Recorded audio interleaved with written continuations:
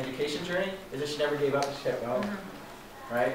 Kept going, and that's powerful. I have time for one more question at our first ever town hall meeting, and I'm going to hand it over here. Oh, thanks.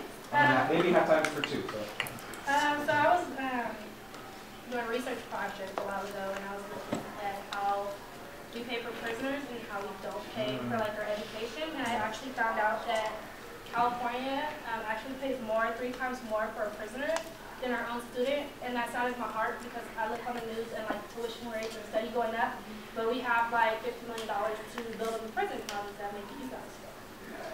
It makes me feel very angry and very frustrated for 2 reasons. One is a lot of our students that drop out end up in prison. And a lot of those are us. You look around the room, there are people that are ending up in prison. And the thing that frustrates me even more is while they're in prison, we have a captured audience and we don't educate them.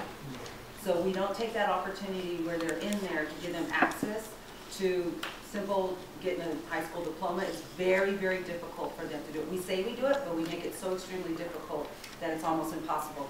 There's also community college programs that are available in prison. Again, they're almost nearly impossible for the prisoners to access to.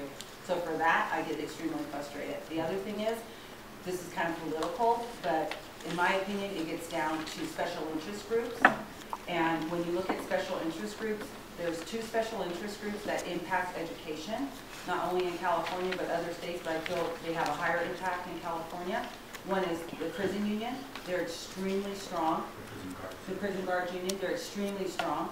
And as a result of that, if you notice over the course of the last 10 years, we've implemented 3 strikes, we've changed a lot of misdemeanors to felonies, and we're building a lot more prisons. So a lot more of our people are ending up in that system, and they're not getting out and being educated.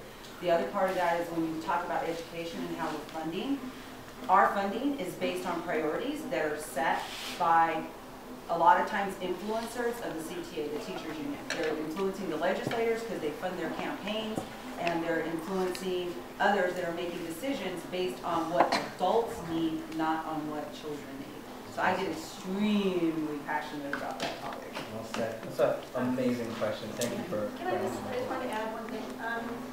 So Jay mentioned that voting when you're 18 is something you all need to really do, so you can help create the direction for the state in the future.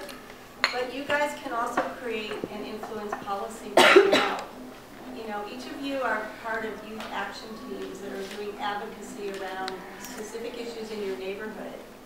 That doesn't mean that you guys can't join in with other groups right now working at the state capitol or even locally who are trying to influence education reform. And if you're interested in that, we can get you connected to those groups. But again, it's all about, you guys have power, you just need to mobilize your voice and join organizations already working on this stuff. And you can add a lot more power, so you can offset those special interest groups. Absolutely. I love that. Thank you. So, how many of you believe that what we talked about last night, what Coach Crandall shared with you, that you have power and that you can create change? How many of you are now saying like, oh, I get it, I need to change this now? If I want to succeed, I need to help change this now. How many of you are seeing the picture? Most part? That's great.